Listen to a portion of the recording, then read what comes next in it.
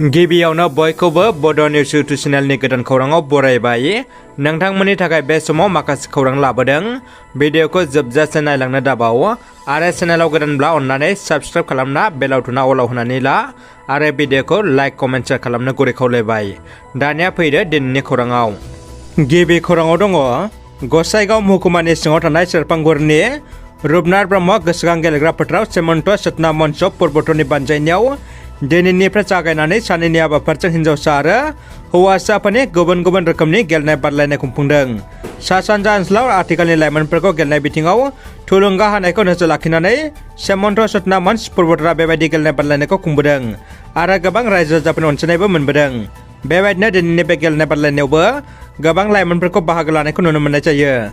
बर' हारि अनफावरि आदा टाइगारा रुंसारि जाबाय। रमान हांखोनि सोमावसारनाय समनिफ्रायनो लानानै दिनैसिम बर' हारिनि मोनफ्रोमबो सोमावसारनायाव जिउ जोबजासिम बिबान लाबोनाय आदा टाइगार एबा अबिनाश मोसाहारिया मैया रुंसारि जालांबाय।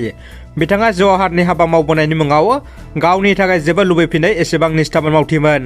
क'क्राझार जिल्लानि बनरगाव ओनसोलनि गोपाल गामियाव जोनोम मोननाय आदा टाइगारा अरायसिरि हाबा मावनानै मोजां मोनग्रा सुबुंमोन। बिथांनि रुंसारि जानायाव हारिया सुफुंखायै खहा जाबाय। बिथांनि जिउमाया अरायसिरि गाव गोजोन थाहैथों बिनि थाखाय आनान गसाइनि खाथियाव आरज गाबो। स्पिड ब्रेकार गैयैनि थाखायनो गले गले जाब्रबथाय जादों होनना बुंदों सासे पुलिस बिबानगिरिया। बिश्वनाथ जिल्ला गफुर हालामनि सिङाव थानाय बरिगावनिफ्राय अरुणाचल प्रदेश थांग्रा तिनालियाव खनले खनले सौग्रावलायनायनि जाथाया सोमजिगासिनो। बे जाथाया गोख्रैथि हमथाग्रा एबा स्पिड ब्रेकार गैयैनि थाखायनो जादों होनना जायगानि पुलिस बिफाननिफ्राय फोरमायथिदों। दानिया फैदो गुबुन मोनसे खौराङाव।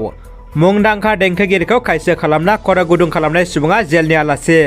बयबो सुबुंफोरजों अनसायजानाय आसामनि देंखोगिरि आरो मुहिनि गोनां फावगिरि देबलिना डेकाखौ खायसो एबा जेंनायाव खोख्लैनायनि थाखाय मृदुनालखौ पुलिसा खाबाय। एक्सपायरि डेट फेल जानाय इन्जेक्सन थुना अलखदाव गोग्लैदों बेरामि सुबुङा। क'क्राझार आर.एन.बि सिभिल हस्पिटालाव क'क्राझार जिल्ला सेरफांगुरिनि केन्सार बेरामि गीता रानी बसुमतारीखौ एक्सपायरि डेट फेल जानाय ड्रागस्ट'र सेलाइन बिजि थुनायनि गिख्रंथाव थासारि। नखरनि सोद्रोमाफ्रा बिनि सायाव गोख्रों अनजाथि दैखांदों। नखरा बुंदों बेरामिया माबा जायोब्ला रिस्क सोर लागोन होनना। 5 नं क'क्राझार लकसभा एसटि बियामनि एमपि नब कुमार सनियानि एसटि सार्टिफिकेटनि सोनाय बिदिनो गुवाहाटी हाइकर्टनि बिथोन। क'क्राझाराव बड'लेण्ड जनजाति सुरक्षा मन्चनि खौरांगिरि मेल। खौरां मेलनि गेजेरजों ट्राइबेल संघनि गाहाय नेहाथारि आदित्य खाख्लारिखौ गोख्रों हामला। आदित्य खाख्लारिनि थाखायसो हिरा सनियाया ट्राइबेल फोरमानलाइ मोनना एमपि जानो हादों होनना अजद दैखांनो दावराव दैखांनो नाजारि बिथाङा। एमपि नब कुमार सनियानि हारि सिनायथि बिलाइ आनजाद नायनायनि थाखाय बिथोन होदों गुवाहाटी गोजौ बिजिरसालिया।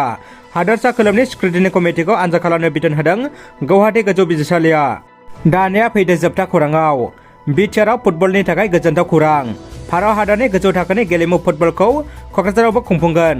फैगौ 29 दिसेम्बरनिफ्राय 5 जानुवारिसिम भारतनि सन्तोष ट्रफी जोलुर बादायलायनायनि ग्रुप डि हानजानि गेलेनायखौ क'क्राझार साइन्स स्टेडियाम आरो क'क्राझार जिल्ला गेलेमु गेवलां गेलेग्रा फोथाराव खुंफुंनो साखाफारा जाबाय।